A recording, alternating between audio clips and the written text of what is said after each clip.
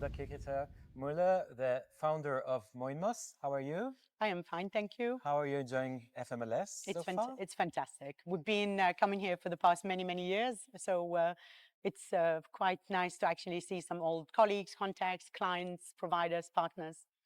So your company is a pioneer in everything related to regtech. How has the previous year been so far for you? It's Any expansions or new products or new offerings? Yeah, of course, there's massive talks right now about AI, which is a hot topic in the market. We're seeing a lot of consolidations going on as well.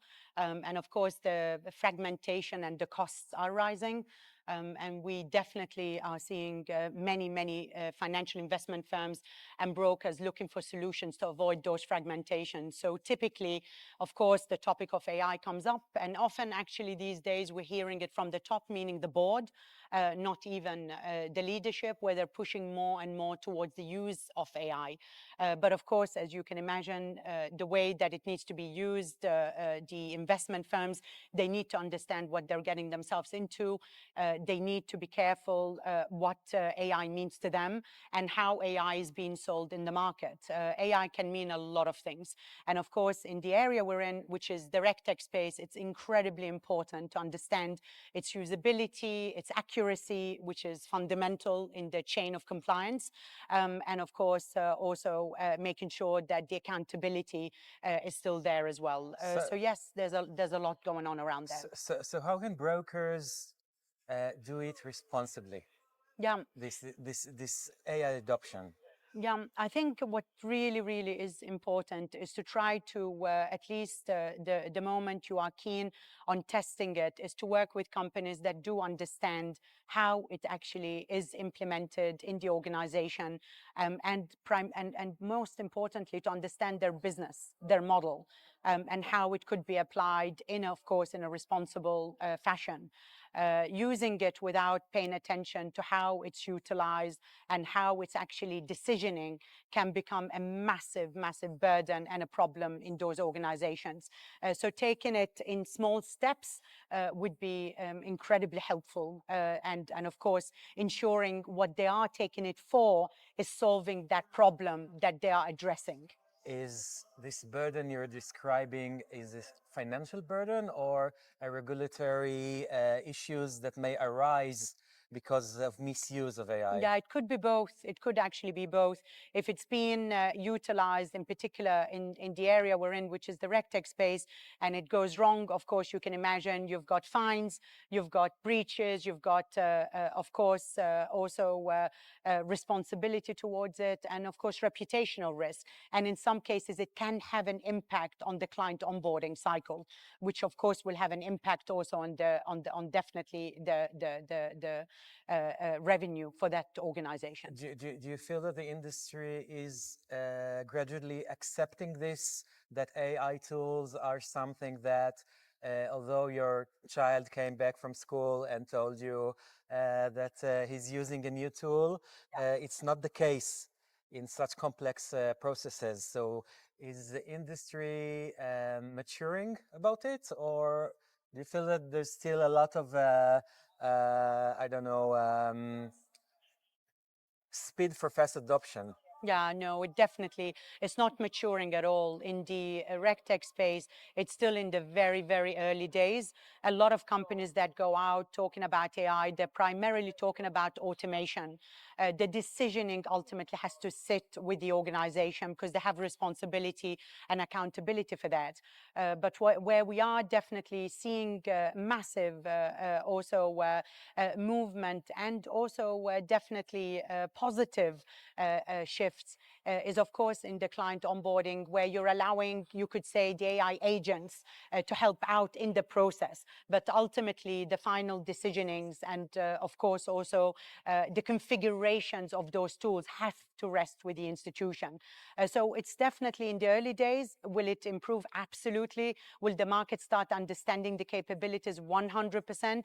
And will it significantly improve both compliance, regulatory, also of course reporting and other aspects of compliance? 100%. But is the market ready for it now? Absolutely not. Are regulators doing enough to try to make the industry understand the like how to use AI or how to implement AI in the regular processes? A little bit. We are seeing more and more, you could say, regulators inviting regtech companies like ours into their sandboxes in order to learn. And actually, that's really, really important, because through that exercise, both parties can agree and convene on how is the best way to implement it. And of course, when the authorities are supervising or auditing certain firms, it's really positive that they are understanding the technologies out there, of course, together with AI. So absolutely, I would say many are definitely doing it more than others. Some of them are beginning to catch up a little bit more, but it will enormously help if regulators start also potentially hiring and experiencing a little bit more around it and how the use cases are. There is a lot of talk about it as a general topic, but I would definitely focus on it in each specific area, because that really, really matters enormously, how it can be applied to each problem area. Yeah, so in those sandboxes, which I know that some regulators are having sandboxes. What do you usually see? Do you see that there's a shift towards a more responsible use in AI, or some kind of confusion? Yeah, no, they have to. And of course, regulation is coming out also all the time in order to ensure that its use is, of course, you have to have it applied responsibly. So there's, even if it's not controlled really by the authorities, it's going to be controlled by the legislation. Yeah. So there's no question about it. And I think the problem the market is having right now is utilizing it as opposed to understanding the regulatory framework about the whole application, is still fragmented. So you will have some companies saying, I'm using AI, they go out, utilize it, but not understanding actually the regulation behind it. There's still a little bit of a gap between how should it be applied? Is the provider that you are ultimately utilizing, applying it in accordance with the regulation? Therefore, your use of it is actually in line with the regulation. That we're still very, very far from that. We see a very few providers. Of course, we absolutely comply with the legislative framework. That's our model, has been from day one. But we definitely see gaps in the market. Absolutely. Okay. I'd like to talk a little bit about MiCA, because two big companies, Revolut and eToro, recently got a license Yeah. from Cyprus, from CISAC. So first of all, how do you think it's going to affect their ability to offer these products in the region? And what should other brokers or companies do if they still don't have this license? Yeah, well, they can always apply for a license. There's room for competition. There's no question about that. And of course, you will always have the first coming out, getting regulated, which is fantastic.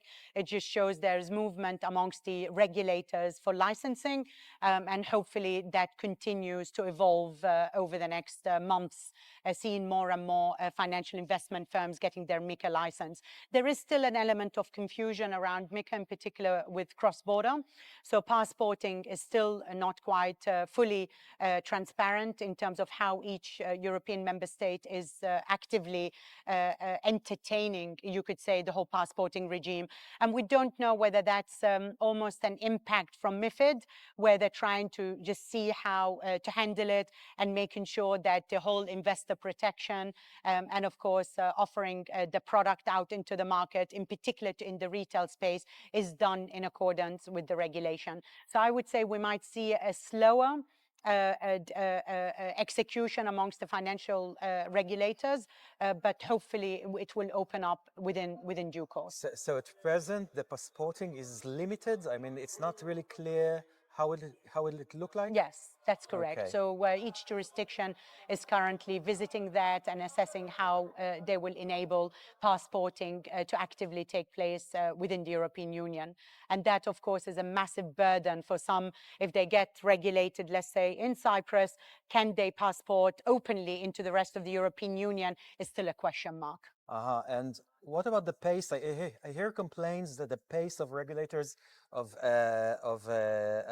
allowing these licenses is quite slow. Yeah. There's still it doesn't seem seamless. Yeah, Um, it doesn't, and unfortunately, you could argue, in particular, if we are really focusing on the European market, which we are here, you know, ESMA has also asked few regulators to slow down.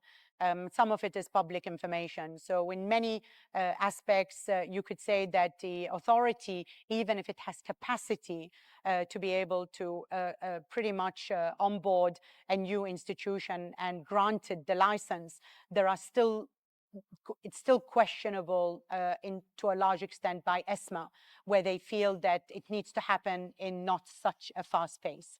So even if the authorities are ready, unfortunately, they're being pushed a little bit back. okay, so what would be the trend in regtech in the next 2 years, in your opinion? For sure, as I mentioned quite a bit about right now, AI. So that's going to be massive.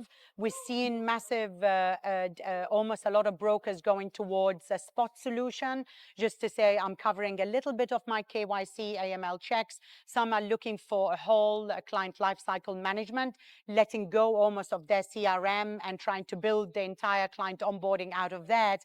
And of course, AI is coming in to almost glue the pieces together. We've often referred to that process as STP, straight through processing, and we feel strongly that the client onboarding life cycle will go towards the STP level, meaning very little human touch points, very much driven through AI, but in the right manner, with the right controls and the right risk frame. Okay, Ramanda, always a pleasure hearing from you about the more complicated side of things. Thank you very much. My pleasure. Thank you for Thank having me you. here.